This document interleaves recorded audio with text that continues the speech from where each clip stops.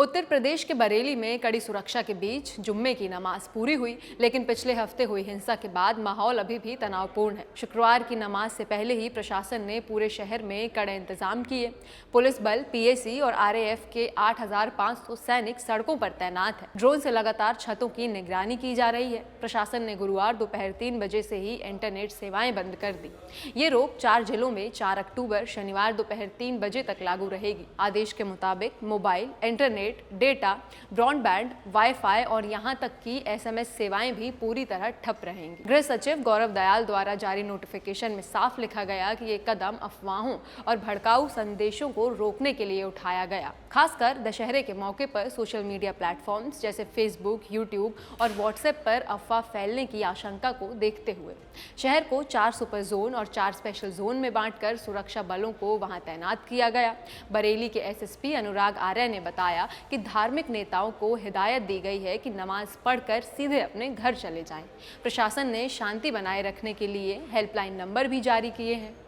तनाव सिर्फ बरेली तक सीमित नहीं है, इसलिए बरेली से सटे जिलों जैसे शाहजहांपुर, पीलीभीत और बदायूं में भी अलर्ट घोषित किया गया। संवेदनशील इलाकों में सशक्त पुलिस बल तैनात कर दिए गए ताकि कहीं भी अगर हिंसा भड़के तो उसे समय रहते नियंत्रित किया जा सके। लेकिन बरेली में जुम्मे की नमाज के लिए इतने पुख्ते इंतजाम हो क्यों रहे हैं? इसकी वजह जानने के लिए हमें एक हफ्ते पीछे की टाइमलाइन खंगालनी होगी। हिंसा की जड़ें दरअसल एक पोस्ट में छिपी हैं, जिसको लेकर ये पूरा विवाद शुरू हुआ। पोस्टर पर लिखा था, आई लव मोहम्मद। शुरुआत में ये नारा केवल सोशल मीडिया पर एक कैंपेन के तौर पर चला। देश के अलग अलग हिस्सों में मुस्लिम युवाओं ने अपने पोस्टर, बैनर और टी शर्ट पर यह नारा लिखकर साझा करना शुरू किया। ऑनलाइन प्लेटफॉर्म्स पर यह ट्रेंड तेजी से फैलने लगा और फिर धीरे धीरे ये सड़कों तक पहुंच गया। उत्तर प्रदेश का बरेली, जो धार्मिक रूप से पहले से ही एक संवेदनशील इलाका माना जाता है, वहां ये कैंपेन पहली बार 26 सितंबर को सीधे दिखा। उस दिन बरेली की मशहूर आला हजरत दरगाह और आईएमसी यानी इत्तेहाद मिल्लत काउंसिल के प्रमुख मौलाना तौकीर रजा खान के घर के बाहर आई लव मोहम्मद लिखे पोस्टर और बैनर लगाए गए। यही वो घटना थी जिसने आगे पूरे विवाद को जन्म दिया। इसके बाद मौलाना तौकीर रजा ने ऐलान किया कि इस नारे और आई लव मोहम्मद लिखे हुए पोस्टर्स के समर्थन में एक बड़ा प्रदर्शन निकाला जाएगा, ताकि ये दिखाया जा सके कि मोहम्मद के प्रति प्रेम जताना किसी भी तरह से गलत नहीं है। लेकिन 26 सितंबर को जो जुम्मे की नमाज के बाद माहौल अचानक बदल गया। नमाज खत्म होते ही लगभग 2000 लोग मस्जिद के बाहर इकट्ठा हो गए। सभी को उम्मीद थी कि अब वो प्रदर्शन निकलेगा जिसकी घोषणा पहले से मौलाना तौकीर रजा ने की थी। लेकिन जैसे ही भीड़ जमा हुई, मौलाना तौकीर रजा ने ऐलान कर दिया कि प्रशासन ने इस प्रदर्शन की अनुमति देने से इनकार कर दिया है। वजह ये बताई गई कि इतनी बड़ी भीड़ को इकट्ठा होने देना सुरक्षा के लिहाज से ठीक नहीं है और पोस्टर विवाद के कारण पहले से ही शहर का माहौल संवेदनशील है। प्रशासन को पहले से अंदाजा था कि इतने बड़े प्रदर्शन में भीड़ बेकाबू हो सकती है, क्योंकि ये मामला सीधे धार्मिक भावनाओं से जुड़ा था और साथ ही सोशल मीडिया पर भी इसे लेकर माहौल गर्म था। ये घोषणा सुनते ही भीड़ का गुस्सा भड़क उठा। लोगों को लगा कि उनकी आवाज़ दबाई जा रही है। इसी नाराजगी ने माहौल को बिगाड़ दिया। कुछ ही देर में वहां पथराव शुरू हो गया। भीड़ और पुलिस के बीच हिंसक झड़प शुरू हो गई। इसमें कम से कम 10 पुलिसकर्मी घायल हुए थे, जिनमें से एक कांस्टेबल की गोली लगने से गंभीर चोटें आईं। उस वक्त की तस्वीरों में दिखा कि आला हजरत दरगाह के पास वाले इलाके में पत्थरबाजी होने लगी। सड़कों पर बवाल मच गया। जब सब कुछ शांतिपूर्ण ढंग से हो रहा था तो वहां पत्थर कहां से आए, ये भी अपने आप में एक सवाल है।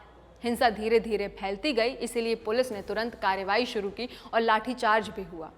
अब तक हिंसा के इस मामले में 81 लोगों को गिरफ्तार किया जा चुका है। पुलिस ने मौलाना तौकीर रजा खान को बरेली हिंसा का मुख्य साजिशकर्ता बताया है। उन पर आरोप है कि उन्होंने आई लव मोहम्मद पोस्टर को लेकर हुए प्रदर्शन को भड़काया और उसमें शामिल लोगों को उकसाया।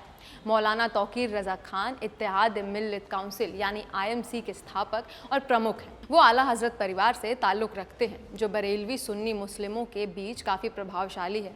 उन्होंने पारंपरिक इस्लामिक शिक्षा ली है और मुस्लिम समाज में एकता और धार्मिक गतिविधियों के लिए जाने जाते हैं। पुलिस ने शुरुआत में मौलाना तौकीर रजा खान और 7 अन्य लोगों को गिरफ्तार किया था, लेकिन फिलहाल कुल 81 लोग बरेली हिंसा के सिलसिले में गिरफ्तार किए जा चुके हैं। पुलिस ने मौलाना और अन्य आरोपियों पर हिंसा फैलाने और लोगों को उकसाने का आरोप लगाया। उनके खिलाफ एफआईआर में हत्या का प्रयास, सरकारी अधिकारियों पर हमला और धार्मिक विद्वेष फैलाने जैसी धाराएं शामिल हैं। पुलिस ने प्रदर्शन स्थल से आपत्तिजनक सामान जैसे पेट्रोल, बम और खाली गोली के खोल बरामद किए और सोशल मीडिया प्लेटफॉर्म्स के जरिए लोगों को एकत्र करने के प्रयासों का भी पता चला। इनमें आईएमसी के राष्ट्रीय महासचिव नफीस खान और उनके बेटे फरमान खान भी शामिल हैं। पुलिस का कहना है कि ये दोनों आईएमसी का आधिकारिक फेसबुक पेज चलाते थे और पूछताछ में उन्होंने स्वीकार किया कि इस पूरे मामले में सबकी भागीदारी थी। बीते शुक्रवार के बवाल के बाद बरेली प्रशासन ने मौलाना तौकीर रजा खान को पनाह देने वाले फरहत खान के फाइक एनक्लेव वाले मकान को भी अवैध घोषित कर सील करने का आदेश दे दिया। पुलिस ने मकान खाली करने को कहा, लेकिन गुरुवार तक मकान खाली नहीं हुआ। साथ ही शहर में सोशल मीडिया पर अफवाह फैलाने और भ्रम बढ़ाने वाले कुछ यूट्यूबर और पत्रकारों को चिन्हित किया गया है। प्रशासन ने साफ चेतावनी दी है कि अगर कहीं 5 या उससे ज्यादा लोग अनावश्यक रूप से इकट्ठा होंगे तो उन पर कानूनी कार्रवाई की जाएगी। इस बीच इस पूरे विवाद पर एआईएमआईएम प्रमुख असदुद्दीन ओवैसी ने तंज कसते हुए कहा, अब हद तो ये हो गया कि इस देश में आई लव मोदी बोल सकते बट आई लव मोहम्मद सल्लल्लाहु अलैहि वसल्लम नहीं बोल सकते। कहां लाके जाएंगे इस मुल्क को आप? हालांकि ओवैसी ने अपील की कि लोग कानून अपने हाथ में न लें। उन्होंने कहा, हमें धैर्य से काम लेना चाहिए और सब कुछ कानून की सीमाओं में रहकर करना चाहिए। जब आप कानून के अंदर रहेंगे तो देखेंगे कि ये कानून मकड़ी का जाला भर है।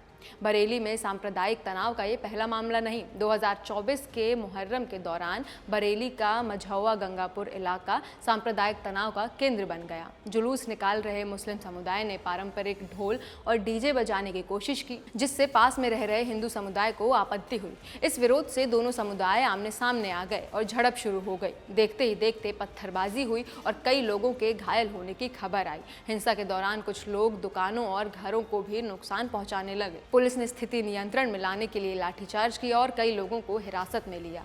इस हिंसा में तेजपाल नाम के व्यक्ति की मौत हुई। इसके अलावा पुलिस ने 35 आरोपियों को गिरफ्तार किया और कुछ घरों को बुलडोजर से गिरा दिया। 2024 के बाद 2025 में अब आई लव मोहम्मद पोस्टर विवाद ने फिर से सांप्रदायिक तनाव को बढ़ा दिया है।